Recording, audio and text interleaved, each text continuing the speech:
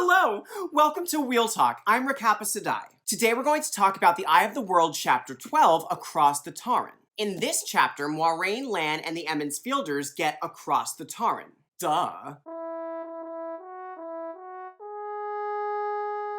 So, spoiler-free recap. Hightower has just gone to wake the other ferry workers, Lan comes back down the stairs, and they all start following him through the fog. Rand can't hear very well through the fog, but at one point, Moiraine says to Lan, "You must handle it. He will remember too much as it is, and no help for it. If I stand out in his thoughts..."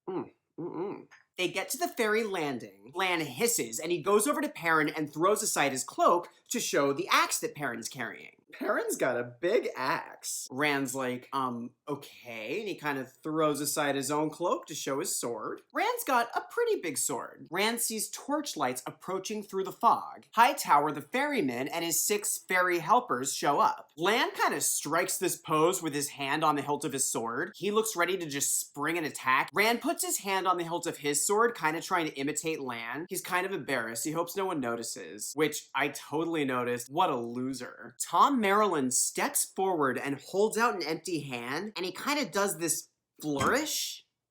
And then all of a sudden, he's holding a knife and he's twirling in his fingers, which I can do, but I'm not going to. And then he starts trimming his fingernails with it like it's all chill. Moiraine is like, oh, this guy's a riot. Egwene's like, that was so cool! Gleeman! Sorry everyone, but Gleeman, how do you trim your fingernails with a knife? I feel like I shouldn't try it, just knowing me. Hightower's like, you mentioned more gold for the crossing. By the way, if you're thinking of robbing us, that other gold you gave us is somewhere safe. You can't get to it. Lan's like, I'll give you the rest of the gold when we're on the other side. Hightower's like, fine, and everyone gets on the ferry, and they move out onto the Taren. Rand asks Lan, were they trying to rob us, or were they worried we were gonna rob them? Lan's like, I would not put anything past this dude. He is trash. Rand asks, what if Hightower tells a Fade that we crossed over on the ferry? What if he brings the Trollocs over? Lan's like, I doubt it. He doesn't have the balls. Nah, this guy is such garbage. I don't even think he's capable of being a dark friend. I don't think we have to worry about dark friends in Taren Ferry. They're too trashy to even be dark friends. They reach the opposite bank. Mat and Perrin are like, the Taren isn't nearly as big as I thought it was. That was child's play. The villagers get off the ferry. Hightower's like, okay, we're on the other side. Where's my gold? Moiraine says, oh, it shall be paid, plus a silver mark for every man in your crew for the fast crossing. The haulers are like, oh, that's pretty great, and everyone gets off. They're all super down to get paid. Lan is passing out coins to all the haulers. Moiraine is looking at the river. Lan passes out all the money. He's like, there. As we agreed. Suddenly there's this loud creak and the landing shivers. The wood beneath them starts to snap. Hightower's like, it's loose, the ferry's loose, my ferry, my livelihood. Get it, you fools, get it. But they don't know what to do. The torchlights on the ferry start to spin. The fog over the ferry spirals. One of the haulers is like, whirlpool. Hightower's like, we don't have whirlpools on the Taren. Except clearly they just did. The whirlpool swallows up the ferry. Moiraine is just like, that is really too bad. That is just so unfortunate. Lan's like, seems like you're not gonna be carrying anyone else across for a while. That sucks, dude. Sorry. Here's a ton of money. Lan offers Hightower a fistful of coins. Hightower sucks, but he's not a complete idiot. He knows that was no ordinary whirlpool. He grabs the coins from Lan, kind of cries out, and he runs away. I just spilled. Oh, God. All right, let's clean this up. Okay, where was I? So Hightower's like, and he grabs the coins and runs off. The haulers follow him. Moiraine acts like nothing happened. Well, no reason to stay here. Let's get going. Rand's staring at the river. He's like, what just happened? I mean, he probably knows what happened, but he doesn't quite want to believe it. Moiraine continues up the bank, so Rand follows her, and all of a sudden, the fog fades away. He looks back, and the fog is still there, covering the Taren. The edge of the fog follows the Taren's shore. Moraine's like, there are not 10 women in Tarvalin who could do that unaided. Not to mention from the back of a galloping horse. Oh my god. What, Tivana? You You found this in storage? What the was it doing in storage for the last 11 videos? Mistress of Novices now. This is great. What was Moiraine just saying? Oh, she was bragging. There are not 10 women in the tower who could do what I just did. Not to mention from the back of a galloping horse. Tom Marilyn asks Moiraine, was it a good idea to let up the fog? Couldn't you have kept it over us until Baerlon? Yeah, I could have, but then the Myrddraal and the drag car would have known we're going to Baerlon. This way he won't know if we're still on the river. Obviously. Tom's like, you know what the hell you're doing. I'll shut up now. Matt's like, Lady Aes Sedai, did you... was that... Moiraine's like, you all want explanations, but if I were to explain my every action to you, I would have no time for anything else. Now, in fairness to Matt, I do not think he was going to ask Moiraine to explain her every action. He just wants to know about the whirlpool that swallowed the Ferry. I can understand that, but Moiraine's not gonna answer a question she doesn't want to answer. She's got things to do. Lan rides on ahead of everyone. Taren's like, any chance we're gonna get a rest soon? Rand's like, yeah, we do have to rest at some point. Then I suggest we see what Lan has for us. Moiraine leads them into the woods. She leads them to this huge pile of trees that a flood uprooted a long time ago and washed together, and Lan crawls out from under it. He's like, it's safe, coast is clear. Egwene's like, you knew we were gonna stop here? And Lan's like, yeah, I'd like to be prepared. Moiraine says to Lan, will you see to the horses? I will see what I can do about everyone's tiredness later. For now, I'd like to talk to Egwene. There's this little opening in the pile of trees. Moiraine crawls inside and Egwene follows her. Lan and the boys tend to the horses. Lan explains that the horses do need to rest, even though it seems like they don't. The horses will run themselves to death if they let them. Matt asks, when she said tend to our tiredness, did she mean use the power? Lan's like, yeah, that's what she meant, but she won't let you run yourself to death. They hear the drag car scream. It's searching the river for them. Lan's just like, huh,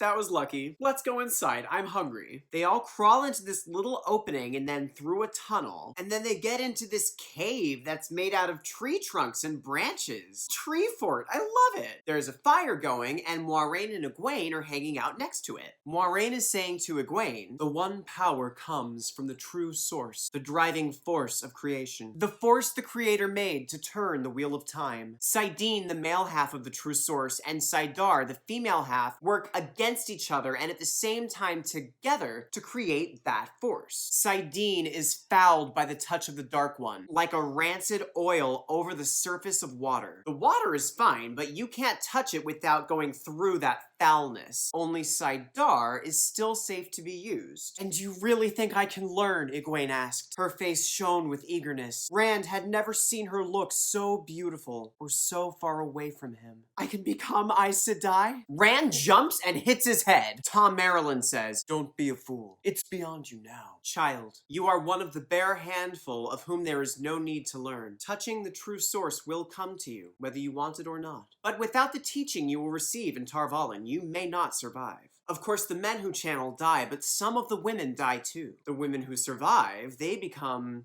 well, in this part of the world, they might become the wisdoms of their villages. The old blood is strong in Emond's Field, and the old blood sings. You are very close to your change, your first touching. It will be better if I can guide you through it. Moiraine holds out the stone that she sometimes wears in her hair. Egwene is like, does that have the power? And Moiraine's like, of course not! Things do not have the power, child! What's wrong with you? This is just a pretty blue stone, but it can give off light. Here.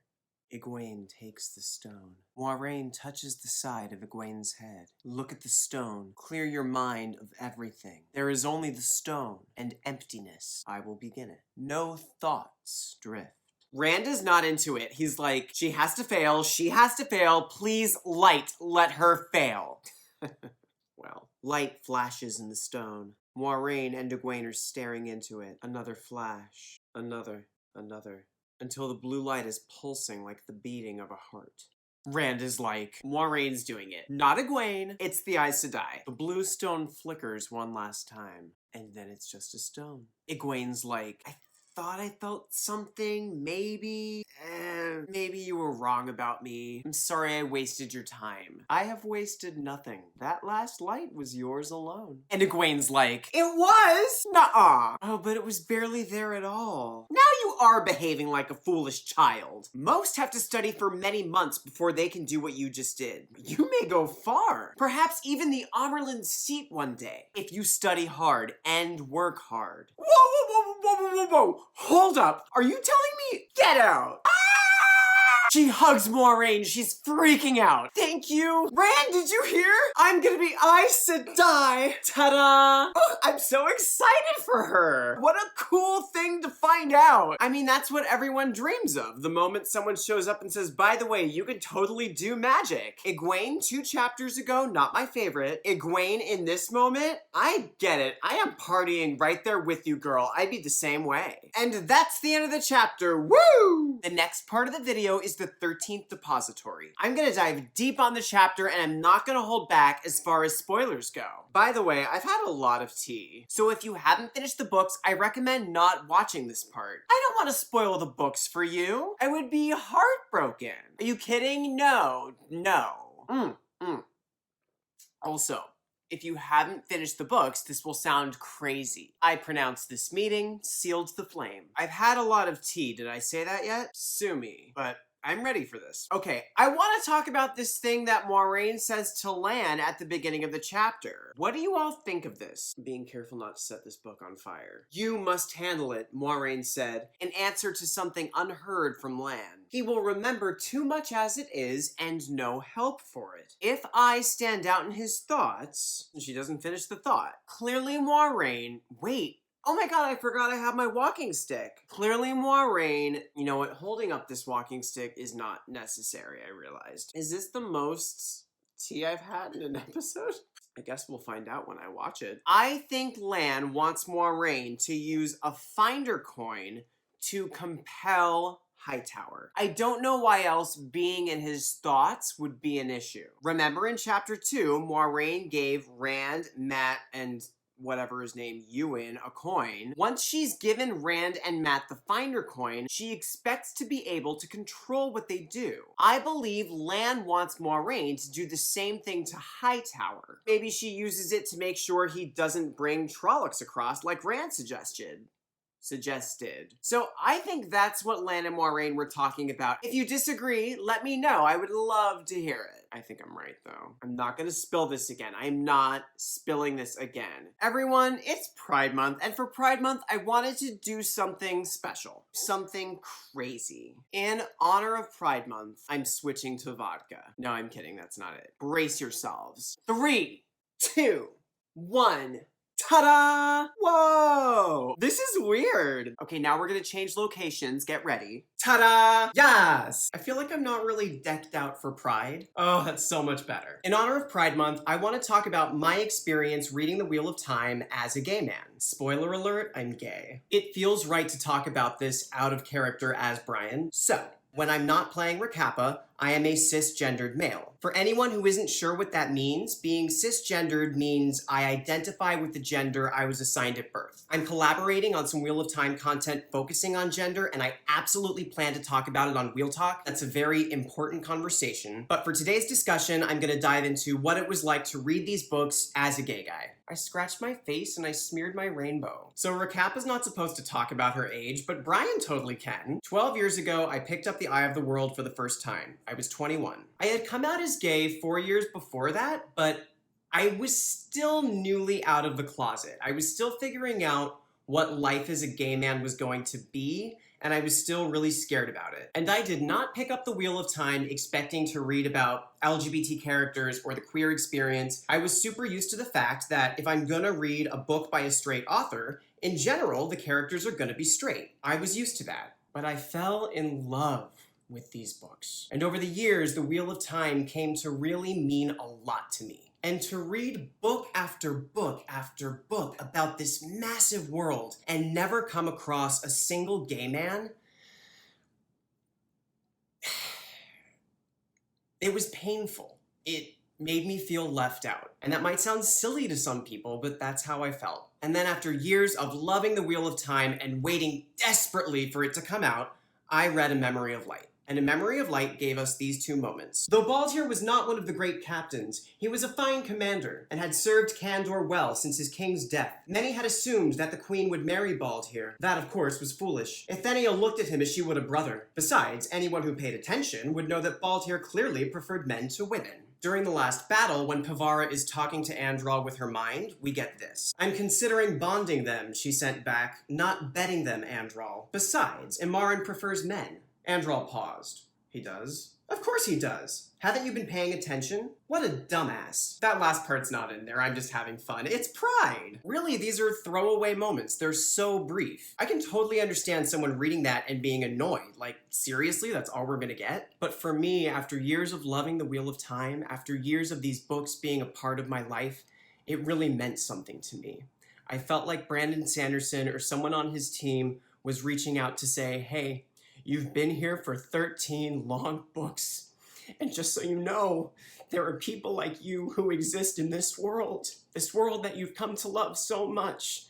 And that meant a lot to me. Even though they're just throwaway moments, it meant a lot to me. And however you look at these moments, my point is a little bit of representation can go a long way towards making someone feel accepted. When you're not used to seeing yourself in the media and a story you love makes you feel seen, even just for a second, that can be so powerful. I do think that we can and should expect diversity on all fronts from the show. I am so excited that we have an openly gay showrunner. I couldn't be more excited about Rafe Judkins in general. Every announcement the show has made so far makes me think we are going to get a diverse world. And I'm so excited about that. The idea of experiencing the Wheel of Time through an inclusive lens is overwhelming. I can't wait. Happy Pride. Mwah. That's it for this week. Thank you for watching. Any thoughts you have, I would love for you to share them in the comments, or you can always email me at letsgetwheel@gmail.com. If you can like the video and subscribe, it really helps Wheel Talk. I'd be so happy. Until next week,